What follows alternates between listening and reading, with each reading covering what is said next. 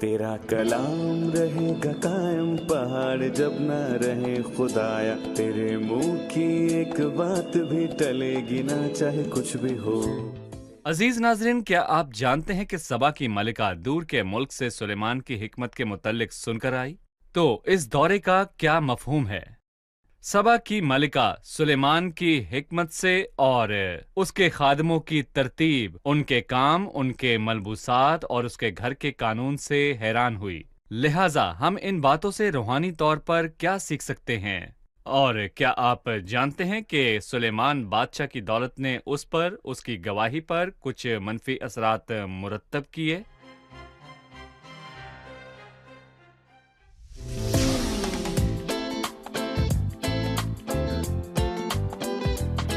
عزیز ناظرین، میں Ayad Zarif آپ سب دیکھنے والوں کو ہمارے روز کے بائبلی مطالعاتی پروگرام کی نئی قسط میں خوش آمدید کہتا ہوں۔ اس پروگرام میں ہم بائبل مقدس کی تمام کتابوں کا مطالعہ پیش کر رہے ہیں، اور اپنے مطالعے کے دوران ہم پہلے سلاطین کے 9ویں اور 10ویں باب پر پہنچ چکے ہیں، اور آج ہم دیکھیں گے کہ کیسے خدا نے ایک بار پھر سلیمان سے بات کی اور اسے حوصلہ دیا، اور یہ بھی کہ کیسے سلیمان کی ناکامی کے بعد بادشاہی کے ٹکڑے ہو گئے۔ لیکن سب سے پہلے میں خدا کے خادمین کو اسٹوڈیوز میں خوش آمدید کہوں گا۔ ڈاکٹر احسام خوش آمدید۔ شکریہ بھائی۔ ڈاکٹر خالد آپ کو بھی خوش آمدید۔ بہت آپ کو شکریہ۔ دیکھ کر خوشی ہوئی۔ شکریہ۔ اس کے ساتھ ہی میں اسٹوڈیو میں آئے دیگر مہمانوں کو بھی خوش آمدید کہوں گا۔ سب سے پہلے میں 9ویں باب کی پہلی سے 9 آیات پڑھنا چاہوں گا، اور پھر بھائی خالد میں آپ سے کچھ سوالات کروں گا۔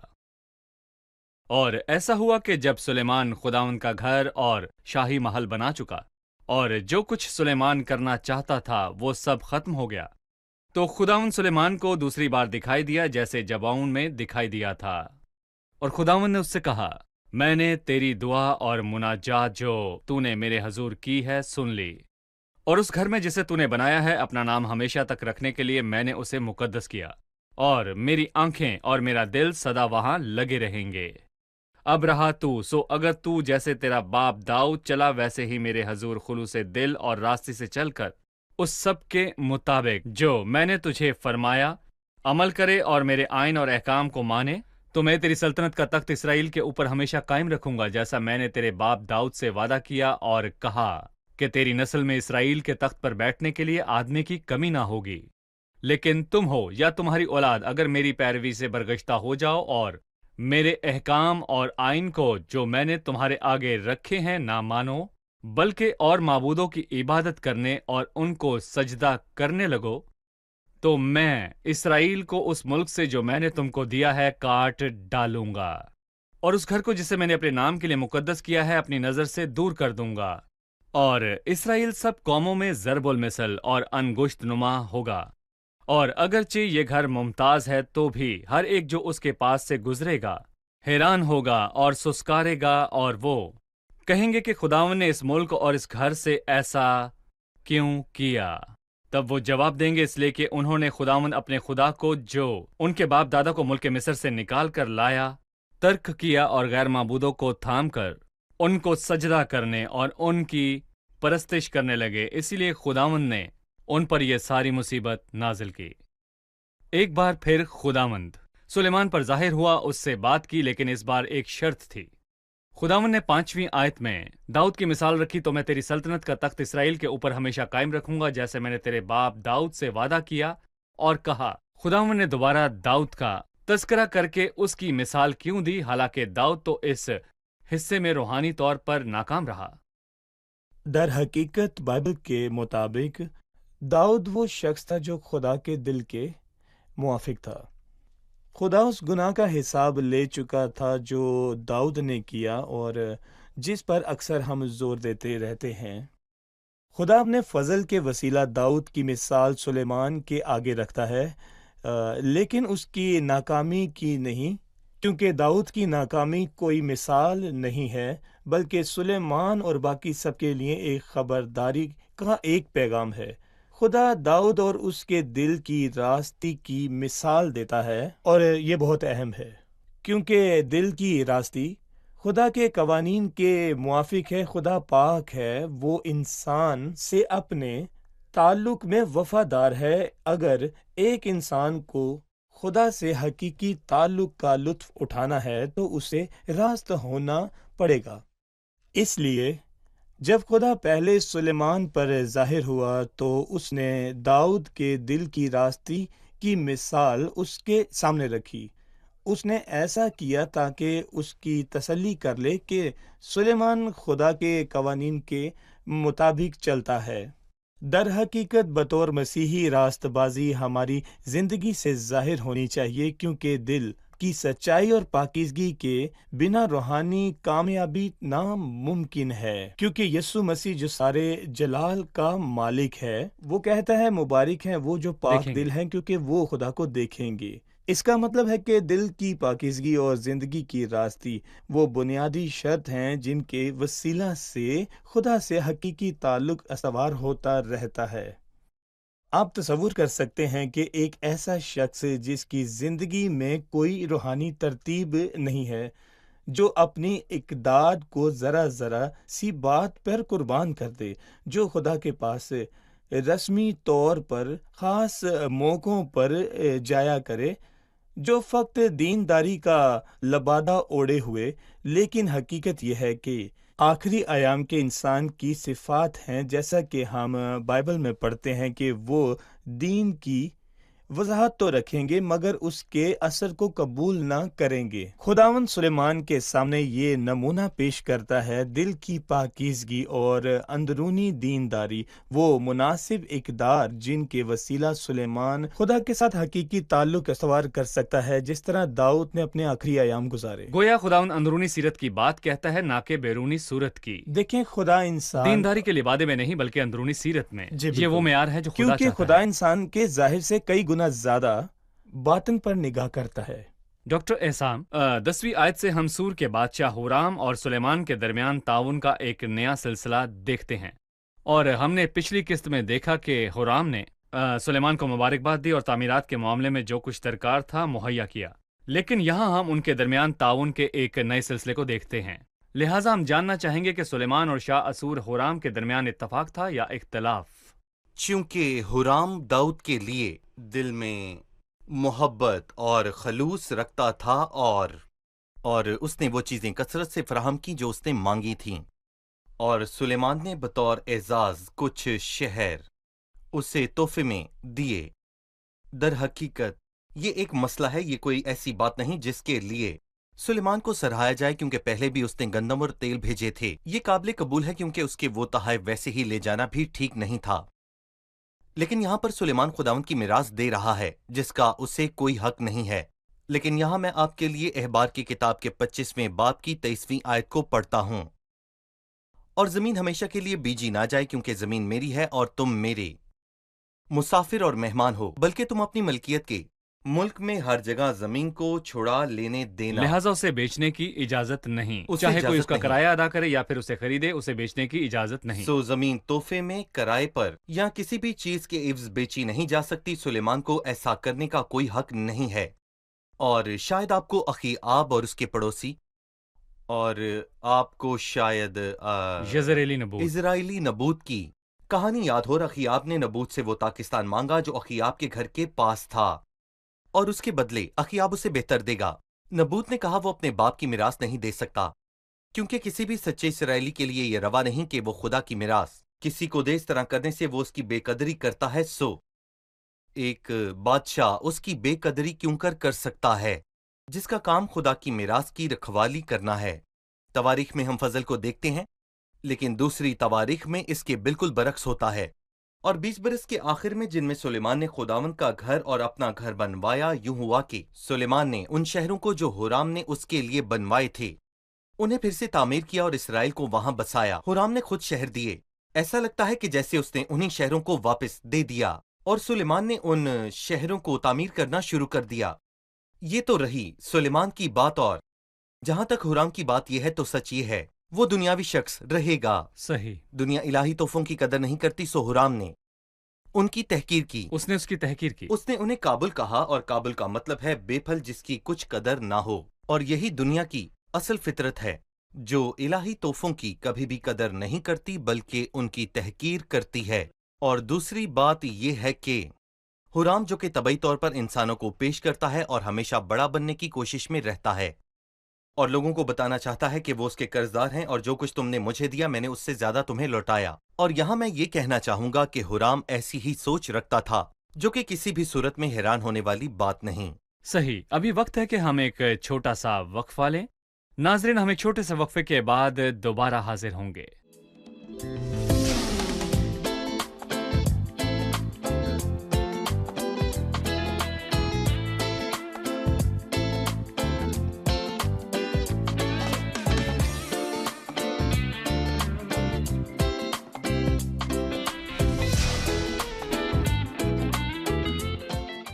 खुशामदीद। आइए अब चलते हैं मेहमानों की तरफ और उनसे सवाल पूछते हैं। किसका सवाल है? मेरा एक सवाल है। पूछिए। पहले सलातीन के 9वें बाब की 28वीं आयत से हमें समझ आता है कि सुलेमान अपने जहाज़ ओफीर को भेजे, लेकिन फिर पहले सलातीन 10वें बाब की 22वीं आयत और दूसरी तवारीख के 9वें बाब की 21वीं आयत से हमें समझ आता है कि उसने उन्हें। इस इख्तिलाफ को हम कैसे मिटा सकते हैं? दरअसल यहाँ पर कोई इख्तलाफात है ही नहीं, चूंकि सुलेमान एक अजीम बादशाह था। उसके पास बेबहा दौलत थी, यहाँ तक कि उसके घोड़ों का शुमार इस कदर था कि तमाम मिस्र की सरहद पर फैले थे। सो जब बाइबल में इसका जिक्र है कि सुलेमान के जहाज मुख्तलिफ जगहों पर मुख्तलिफ बंदरगाहों पर पहुंचे, तो इसका सादा सा मतलब ये है कि सुलेमान के पास जहाज़ों के कई बेड़े थे। उसके बेड़े इतने बड़े थे कि वो एक ही वक्त में कई जगहों पर पहुंच सकते थे। लिहाजा एक हिस्से के जिक्र से बाकी हिस्सों को झुटलाया नहीं जा सकता। जी वो बिल्कुल। तरसीस को जा सकते हैं, जबकि बाकी जहाज उफीर को हाँ, गए। एक ही बड़े बेड़े के जहाज मुख्तलिफ बंदरगाहों पर भेजे जा सकते हैं, या उसके पास बेड़े ही एक से ज्यादा थे। डॉक्टर एहसान 10वें बाब में हम एक खूबसूरत कहानी को पढ़ते हैं, जिसके मुतालिक हमने काफी कुछ सुन रखा है, यानी सबा की मलिका का सुलेमान के घर आना। लिहाजा इसकी गहराई में जाने से पहले मैं चाहूंगा कि आप हमें इस दौरे की अहमियत के बारे में कुछ बताएं। वो कौन सी बात थी जिससे सबा की मलका को मुतासिर किया, जो दूर के मुल्क से आई थी? यह दौरा आसान नहीं था। वो अपनी आमदोरफ्त के वास्ते ऊंट का इस्तेमाल करती थी और उसने एक मलका होते दूर के सफर की तकलीफ उठाई। वो अपने साथ मसाला जात लाई थी, सो उसने लंबा सफर तय किया और बहुत से तहाइफ लाई। क्यों? मेरे ख्याल से इसकी दो वजूहात हैं। पहली, सुलेमान की शोहरत फैल चुकी थी और बड़ी मुतासिर कुन अंदाज में फैली थी, और उसके इर्द गिर्द के तमाम लोग हर तरफ से आए थे कि उसे तहाइफ पेश करें। और ये कोई आम बात नहीं कि सुलेमान की दानिशमंदी की शोहरत चारों तरफ फैल गई थी। और दूसरी वजह कि ये जाहिर है कि सबा की मलका के सवालात बहुत ही मुश्किल थे। यूं कह लीजिए कि उसे जरूरत थी। ये वो दो बातें हैं जो किसी भी शख्स को खींच कर ला सकती हैं। अगर सुलेमान मसीह का अक्स है, तो ये दो बातें हैं जो इंसान को खुदा के पास खींच लाती हैं। पहला ये कि उस शख्स का जबरदस्त होना और उस पर एतमाद। दूसरी वो जरूरत है जो इंसान को उस शख्स के पास खींच लाती है जिसके पास वो आने की कोशिश में हो। और जो कोई खुदा को ढूंढता है वो उसे इनमें से किसी बात से अपनी तरफ खींच लेता है। एक तरफ जरूरत है, दूसरी तरफ खुदा। और मैं कहूंगा कि ये कोई अचंभे की बात नहीं, ये पहले कई बार हुआ है। मिसाल के तौर पर रिबका ने अपने बाप के घर को क्यों छोड़ा? हालांकि वो कभी इसहाक से मिली भी नहीं, लेकिन एक लंबे सफर पर निकल पड़ी। एक कशिश है, लेकिन यहां कशिश उसकी दानिशमंदी में है और वहां कशिश मोहब्बत और दौलत की थी जिससे इसहाक का दिल भरा हुआ था, जो उसे उसके पास खींच लाया। मसलन अबीगेल दाऊद में क्या देखता है? उसमें गैर मामूली कशिश थी जिसके लिए उसने अपनी जिंदगी दाऊद पर लगा दी। वो एक कहरंगे शख्स को मिलेगी जो 400 मर्दों को ले मरने और तबाह करने को आ रहा था। सो वो अपनी जिंदगी को दाव पर लगाकर उसके सामने क्यों गई? मेरे ख्याल से अबीगेल ने पहले ही दाऊद की शान और शौकत के बारे में सुन रखा था और ये उसकी कोशिश थी। और ये सच है कि दाऊद में ऐसी तमाम खूबियां पाई जाती थीं जो दूर के मुल्क की मलका सबा को यहाँ तक खींचकर ले आई थीं। और फिर इंसानों की वही मुश्किल सवालात और उनकी हाँ जी, जरूरियात जरूर। और खला, ये सब बातें हैं जो उन्हें खुदा के पास खींच लाती हैं ताकि वो उस खला को पुर करें। उसने उसे मुश्किल सवालात से आजमाया। सही। भाई खालिद, मैं 10वें बाब की कुछ आयत पढ़ना चाहूंगा जो सबा की मलिका के दौरे के मुतल्लिक हैं, और मैं चाहूंगा कि आप हमें इसके मुतल्लिक बताएं। और जब सबा की मलिका ने खुदावन के नाम की बाबत सुलेमान की शोहरत सुनी, तो वो आई ताकि मुश्किल सवालों से उसे आजमाए। और वो बहुत बड़ी जलों के साथ यरूशलेम में आई, और उसके साथ ऊंट थे जिन पर मसाले और बहुत सा सोना और बेश बहा जवाहिर लदे थे। और जब वो सुलेमान के पास पहुंची तो उसने उन सब बातों के बारे में जो उसके दिल में थी उससे गुफ्तगू की। सुलेमान ने उसके सब सवालों का जवाब दिया। बादशाह से ऐसी कोई बात पोशीदा ना थी जो उसे ना बताई। और जब सबा की मलिका ने सुलेमान की सारी हिकमत और उस महल को जो उसने बनाया था और उसके दस्तरखान की नेमतों और उसके मुलाजमों की निशिस्त और उसके खादिमों की हाजिरबाशी और उनके साकियों और उनकी सीढ़ी को जिससे वो खुदा उनके घर को जाता था देखा, तो उसके होश उड़ गए और उसने बादशाह से कहा कि वो सच्ची खबर थी जो मैंने तेरे कामों और तेरी खिदमत की बाबत तेरे मुल्क में सुनी थी। तो भी मैंने वो सब बातें बावर न की जब तक खुद आकर अपनी आंखों से ये देख न लिया, और मुझे तो आधा भी नहीं बताया गया था, क्योंकि तेरी हिकमत और इकबालमंदी उस शोहरत से जो मैंने सुनी बहुत ज्यादा है।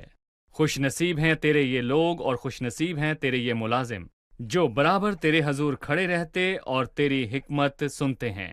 खुदाउन तेरा खुदा मुबारक हो जो तुझसे ऐसा खुशनूद हुआ कि तुझे इसराइल के तख्त पर बिठाया, क्योंकि खुदावन ने इसराइल से सदा मोहब्बत रखी, इसलिए उसने तुझे अदलो इंसाफ करने को बादशाह बनाया।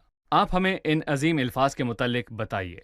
दरअसल मेरे पास उनसे बेहतर अल्फाज नहीं हैं जो खुदावंद यीशु मसीह ने उस मलका के मुतालिक मत्ती उसके 12वें बाब की 42वीं आयत में कहे। दिखन की मलका जो सबा की मलका है, दुनिया के किनारे से सुलेमान की हिकमत सुनने को आई। खुदा ने सुलेमान को 3 जबरदस्त नेमतें अता की जो उसे किसी भी बादशाह से ज़्यादा मुमताज़ करती है। खुदा ने उसे दौलत और शान शौकत और हिकमत अता की, क्योंकि उसे उन सब ने इज़्ज़त बख्शी जो उसके आस पास थे। सबा की मलका ने सुलेमान की हिकमत के बारे में सुना। उसने उस घर के मुतालिक सुना जिससे सुलेमान ने तामीर किया था, और उसके उस घर में रहने उसके खादमों और साकियों और उसकी सौख्तनी कुर्बानियों के मुतालिक। इसलिए जब वो आई तो बाइबल कहती है कि उसने उसके घर में बहुत सी बातों को देखा था। वो मलका दुनिया के एक किनारे से सुलेमान की हिकमत को सुनने आई। वो दूर के किनारों से उसकी हिकमत को सुनने आई। जब खुदावन ने मत्ती उसके 12वें बाब में उसी मलका की बात की तो वो उन्हें दुनिया में और अपने में फ़र्क को बता रहा था। और देखो यहाँ वो है जो सुलेमान से भी बड़ा है। गोया यीशु अपने सुने वालों को याद दिलाता रहा कि ऐसे लोग हैं जो और लोगों से मिलने को गए सिर्फ इसलिए कि उन्होंने उनकी हिकमत के मुतालिक सुना। वो उसके पास बहुत से सवालात को लाई और सुलेमान ने उन सब सवालात का जवाब दिया। लेकिन मसीह कहता है कि देखो यहाँ वो हैं जो सुलेमान से भी बड़ा है, जो सुलेमान से भी बड़ा है, जो मसीह है। मसीह जलाल में, दौलत में, हिकमत में, हर एक बात में सुलेमान से बड़ा है। मैं फक्त ज़मीनी मुश्किलात का या दुनियावी सवाल का जवाब नहीं देता, बल्कि मसीह दिल की परेशान कर देने वाली बातों का भी जवाब देता है। मसीह ने पोचीदा तरीन मसलों का हल निकाल डाला जिसे कोई इंसान कभी हल नहीं कर सकता, जिसे गुनाह कहते हैं। मसीह के पास सुलेमान जैसी सौख्तनी कुर्बानी नहीं है, बल्कि देखा जाए मसीह खुद एक बजाते खुद सौख्तनी कुर्बानी जिसके अंदर मांदा जान आराम पाती है, जिसके अंदर सुकून होता है। इसलिए मेरी आप सबसे गुजारिश है कि आप सब भी वही करें जो दखन की मलका ने किया, कि दुनिया के झमेलों से निकलकर उस शख्स के पास आएं जो ना सिर्फ दानिशमंद है बल्कि जिसने बाइबल में अपने मुतालिक कहा है कि मैं हिकमत हूँ। वो मुजस्सम हिकमत है। अगर आप अपने सवालात के जवाब पाना चाहते हैं तो मसीह के पास आएं ताकि आपकी सारी उलझनें दूर हों और अब्दियत की नजात हासिल करें जो सुलेमान से बड़ा है। अजीज नाजरीन, अभी हम एक छोटा सा वक्फा लेंगे, फिर हम मेहमानों के सवालात के साथ हाजिर होंगे। और अगर आपका कोई सवाल हो तो हमें जरूर लिख भेजिए, हम इसका जवाब आपको जरूर देंगे।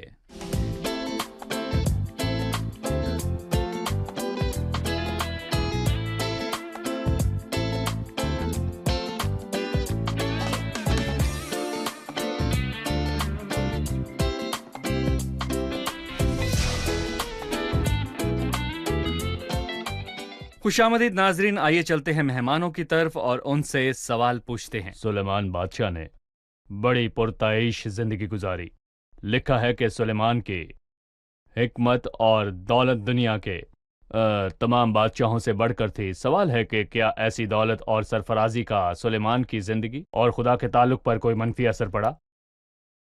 जी भाई, इनके सवाल का क्या जवाब होगा? सरफराजी का सुलेमान की जिंदगी पर कोई असर पड़ा? आप क्या कहेंगे? ये बिल्कुल दुरुस्त है। शायद यही सुलेमान की सल्तनत के आगाज में हुआ, क्योंकि सबा की मलका के उसके पास आने का ये मतलब था कि उसके पास एक ताकतवर गवाही थी जो उसे वहां खींच लाई थी। और 10वें बाब की 24वीं आयत में हम ये पढ़ते हैं कि सारा जहान सुलेमान के दीदार का तालिब था, ताकि उसकी हिकमत को जो खुदा ने उसके दिल में डाली थी सुने। अगर ये ऐसे ही रहती तो कमाल हो जाता कि जो कुछ खुदा ने सुलेमान को दिया वो उसी की गवाही की खातिर इस्तेमाल हुआ। लेकिन अफसोस कि इसके बाद जो कुछ हुआ, मतलब सुलेमान ने जो कुछ खुदा ने उसे दिया था उसका सही तरीके से इस्तेमाल ना किया, बल्कि फक्त उसने उसे सिर्फ अपनी खुशी के लिए इस्तेमाल किया। और मैं कहना चाहूंगा कि ये वही सुलेमान है जिसने वाज 2 में कहा कि मैंने उनसे बाज ना रखा। मैंने उनसे बाज न रखा। सो उसने उन सब चीजों का इस्तेमाल अपनी खुशी के लिए किया, और यकीनन और भी वजूहात थी। उसकी बीवियों ने उसका दिल फेर दिया। मसला दौलत ना था, ना ही मसला पुरतैश जिंदगी गुजारने में था, और अमीर होने में भी कोई मसला नहीं था। हालांकि सुलेमान ने मोर और बंदर लाकर ज्यादती की कि ये उसकी तरफ इशारा करता है जो खुदा की राह से भटक गया, जिस पर खुदा ने उसे अजमत, दौलत और सरफराजी दी। सुलेमान ने उन सब खूबसूरत तोहफों का इस्तेमाल किया जो खुदा ने उसे दिए, लेकिन खुदा के जलाल के लिए नहीं, जैसा कि खुदा चाहता था। और अफसोस की बात यह है कि ये बातें सुलेमान को असल गवाही से दूर ले गईं और उसकी बादशाही का अंजाम अच्छा ना हुआ। डॉक्टर सवाल, मैं एक सवाल करना चाहूंगा जो कि 10वें बाब में से है। जब सबा की मलिका सुलेमान के घर आई, लिहाजा जब सबा की मलिका सुलेमान के घर आई, उसके मुलाजमों की नशिस्त और उसके खादमों की हाजिरबाशी और उनकी पोशाक और उस सीढ़ी को जिससे वो खुदाउन के घर को जाता था देखा। अगर हम कहें कि सुलेमान खुदाउन को पेश करता है और उसके ईमानदार खादिम जो उसके इर्द गिर्द इकट्ठा हैं, तो हमारी सूरत और किरदार किस तौर पर औरों पर असरअंदाज हो सकते हैं? हमारी इबादत में किस तौर पर सही परस्तिश उन लोगों पर असरअंदाज होकर उन्हें खींच सकती है जो दूर से खुदावन को जानने के लिए आते हैं? मैं चाहूंगा कि इसके मुतालिक हमें कुछ बताएं। देखें, जैसा कि हमने पहले कहा कि सबा की मलका ने सुना और वो वहां पर आई। उसने सोचा कि सबा की मलका ने क्या देखा। पहली बात, उसने सुलेमान की हिकमत को देखा और उसकी आंखें उसी शख्स पर लगी थीं। और जो शख्स मसीह पर अपनी आंखें लगाता है और जब उसके लोग उसके आसपास मिलते हैं तो वो देखता है कि सब चीजें कैसी तरतीब से रखी हैं। और यहां अगली आयत उसके घर के मुतल्लिक है जो सुलेमान ने तामीर किया था। खुदा का घर शानदार है और उसकी तरतीब हैरान कुन है, और कलीसिया का इकट्ठा होना शानदार है। और खुदाम के घर से क्या मुराद है? खुदा ही अपने घर के तमाम लोगों को अपनी मर्जी से चलाता है। वो एक शख्स को कहता है जा तो वो जाता है, वो एक को कहता है आ और वो आता है, और दूसरे को भेजता है और वो जाता है। वो हमारी तमाम जरूरियात को जानता है। और सबा की मलका अपनी जरूरत के तहत आई। क्या खुदा हमें खाना देता है? जब हम सब उसके इर्द गिर्द जमा होते हैं तो क्या खुदा हमें खाना देता है? यकीनन मसीह ही है जो हमें खुराक मुहैया करता है। इसलिए हम कहते हैं उसकी मेज वो खाना नहीं जो खादमों ने पेश किया, बल्कि सुलेमान की मेज का खाना और दिलों की जरूरतों को कौन जानता है। और सुलेमान ही की तरह वो अपनी मेज से खाना खाता है और उसकी मुलाजमों की नशिस्त और उसके खादमों की हाजिरबाशी को देखते हैं कि उसके खादम उसकी फरमाबरदारी में बैठे हैं, यहाँ तक कि वो मसाला जात भी साथ लाए। वो अपने दिलों में मसाला जात लेकर आए और वो उस वक्त उसकी बातें सुनने के लिए बैठे, और वो जो उसकी खिदमत करते हैं उसकी हाजिरबाशी की कदर की। सो वो बैठे हुए ना थे बल्कि उसकी खिदमत करते थे, और उनकी हाजिरबाशी दूसरे चीजों के लिए पोशाक थी। सही। और उनकी पोशाक बहुत ही अहम थी जो खुदा की हजूरी को जाहिर करती है, जो अंदर बाहर दिखती है। और मैं कहूंगा कि अंदर से मुराद हमारी इबादत है जो हम करते हैं। अंदर से मुराद हमारी इबादत। जी बिल्कुल। और अगर हम सच्चाई से इबादत करते हैं तो हम एक गवाही पाएंगे जो बाहर से नजर आती है। जो बाहर से, बाहर वालों के लिए गवाही, اور اس کے ملازموں کی نشست اور اس کے خادموں کی حاضر باشی، ان کی پوشاک، ان کے ساقیوں اور ان کی سیڑھی کو جس سے وہ خداوند کے گھر میں جاتا تھا دیکھا۔ یعنی خوبصورت نتیجہ میرا خیال ہے کہ عبادت کی بالکل صحیح اور درست صورت میں ہے۔ تو اس کے ہوش اڑ گئے اور اس نے بادشاہ سے یہ کہا کہ وہ سچی خبر تھی جو میں نے تیری خدمت کی بابت سنی، اور میں یہاں پر یہ کہنا چاہوں گا کہ ہم کلیسیا کی عبادتوں کے متعلق بہت کچھ سنتے ہیں، لیکن ہم یہ کب سنتے ہیں کہ وہ سچی خبر تھی جو میں نے تیری خدمت کی بابت سنی؟ جب ایک عبادت کی ترتیب ٹھیک ہو، جیسا کہ ہم نے سنا، تو بائبل بہت واضح طور پر کہتی ہے کہ جب ایک غیر ایماندار یا باہر والا خدا کی حضوری میں آتا ہے تو کیا ہوگا؟ تب اس کے دل کے بھید ظاہر ہو جائیں گے، اور وہ منہ کے بل گر جائے گا اور کہے گا کہ تو ہی خدا ہے۔ اور میں یہ کہوں گا کہ یہ کسی بھی شخص کے لیے عام بات ہے جو خدا کی حضوری میں آتا ہے، اور پھر وہ شخص کہے گا کہ وہ سچی خبر تھی جو میں نے سنی تھی، کہ واقعی خدا تمہارے درمیان ہے۔ جو کچھ میں نے اپنے ملک میں سنا کہ تو حکمت اور دانش سے بھرا ہوا خدا ہے۔ اور سچ یہ ہے کہ جو خدا کی باتوں کے بارے میں سنتے ہیں وہ ایمان نہیں لاتے۔ اس لیے آخر میں وہ کہتی ہے، خوش نصیب ہیں تیرے یہ ملازم، مبارک ہے خداوند تیرا خدا۔ خوش نصیب ہیں تیرے لوگ جو برابر تیرے حضور کھڑے رہتے ہیں، اور خداوند تیرا خدا مبارک ہے۔ صحیح۔ میں آپ کا بہت شکر گزار ہوں۔ اب وقت ہے کہ جانے کہ مہمانوں نے آج کیا سیکھا۔ جب خدا سلیمان پر دوسری بار ظاہر ہوا، اس نے اس سے مشروط برکت کے متعلق بات کی کہ وہ کیسے اسے برکت دے گا اور وہ اس کی فرما برداری کرے اور دل کی راستی سے چلے جیسا داؤد چلا۔ خدا نے داؤد کا حوالہ کیوں دیا، حالانکہ پہلے داؤد بھی تو ناکام ہوا؟ اخیاب کے بیٹوں کے بارے میں یہو کی یہ رائے تھی کہ وہ سب موت کے مستحق ہیں کیونکہ یہ ایزابل کا پھل تھا، اور اس نے یہ سزا کو اسرائیل کے بزرگوں کو خطوط لکھ کر بتایا کہ ان کے پاس ہتھیار ہیں اور وہ انہیں مار سکتے ہیں، اور یہ کہ وہ اگلے دن ایک ہی وقت میں اخیاب کے 70 بیٹوں کے سر اس کے پاس لائیں۔ اس سے میں نے یہ سیکھا ہے۔ صحیح۔ سبا کی ملکہ کے آنے سے سلیمان کی عظمت کا کون سا باب ہم پر کھلتا ہے؟ بدقسمتی سے خداوند کی طرف لوٹنے اور بال کی عبادت کو بھولنے کی بجائے جسے اس نے تباہ کیا تھا، اور خداوند چاہتا تھا کہ وہ اسے اپنی زندگی بھر کے لیے تباہ کر دے، لیکن پھر بھی اس نے بال کی پوجا کی اور خداوند کو چھوڑ دیا، اور یہ اس کی زندگی کا اختتام تھا جو ایک برا انجام تھا۔ جی ٹھیک ہے، خدا آپ کو برکت دے۔ اگلے پروگرام میں پھر ملاقات ہوگی خدا کے اور ہم فضل بات سے۔ چیت کے سلسلے جی کو ضرور۔ آگے بڑھائیں گے۔ تیرا کلام رہے گا قائم، پہاڑ جب نہ رہے خدایا، تیرے منہ کی ایک بات بھی ٹلے گی نہ، چاہے کچھ بھی ہو۔